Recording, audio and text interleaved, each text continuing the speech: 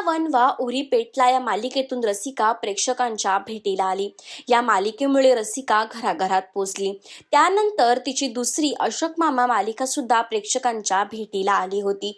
नुकतंच मालिकेने प्रेक्षकांचा निरोप घेतला आहे। मालिका संपताच रसिकाच्या लग्नघाईची सुरुवात झाली आहे।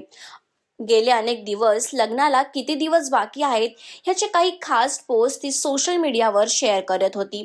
आता अखेर रसिका लग्नबंधनात अडकण्यास सज्ज झाली आहे। अभिनेत्रीच्या लग्ना अगोदरच्या विधींना सुरुवात झाली आहे। अशातच तिने होणाऱ्या नवऱ्याच्या म्हणजेच शुभंकरच्या नावाची हळद लावली आहे। त्याचे काही क्षण सोशल मीडियावर तिच्या काही मैत्रिणीने शेअर केले आहेत। काही दिवसांपूर्वी रसिका आणि शुभंकर यांचा साखरपुडा देखील पार पडला। माझ्या खऱ्या आयुष्यातील +1 अशी सुंदर कॅप्शन देत रसिकाने साखरपुड्याचे फोटो सोशल मीडियावर शेअर करत फॅन्सला सरप्राईज दिलं होतं। तर तुम्हाला रसिका आणि शुभंकरची जोडी कशी वाटते आम्हाला कमेंट्स करून नक्की सांगा। आणि अशाच सगळ्या लेटेस्ट अपडेट्ससाठी डेली रिपोर्टर मराठीला सबस्क्राईब करायला विसरू नका।